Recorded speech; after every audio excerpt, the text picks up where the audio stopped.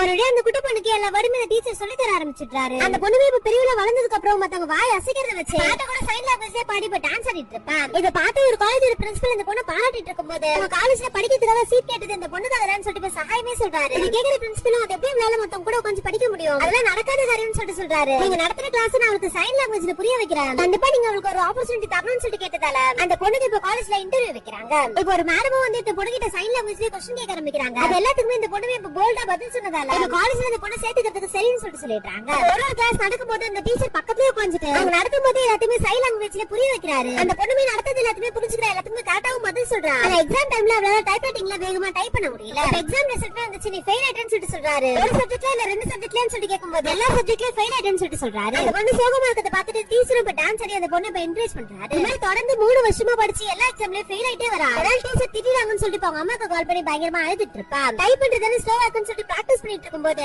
எல்லாத்துக்கும் ஆன்சர் தெரிஞ்ச பார்த்தா அது ஆன்சர் பேப்பர்ல கொண்டு வரணும்னு சொல்லிட்டு அந்த கோவமா போயிட்டாரு. பார்த்தா அவர் சொன்ன மாதிரி அந்த எக்ஸாம்லயே அவளால டைப் பண்ண முடியாம இப்ப ஃபெயில் ஆயிட்டா. இதுக்கு மேல படிக்க மாட்டேன்னு சொல்லிட்டு கொட்டி படிக்கலாம் தூக்கிட்டு வீட்டுக்கு கிளம்பிட்டா. பாக்குறவரோட நீ சாகர வரைக்கும் படிச்சுதான் ஆகணும்னு சொல்லிட்டு சொல்றாரு. என்னால படிக்க முடியாது, உலகமே ஃபுல்லா இருட்டா இருக்குன்னு சொல்லிட்டு இது எல்லாத்தையுமே கோவமா டைப்ரைட்டிங்ல தான் டைப் பண்ணிட்டு இருப்பா.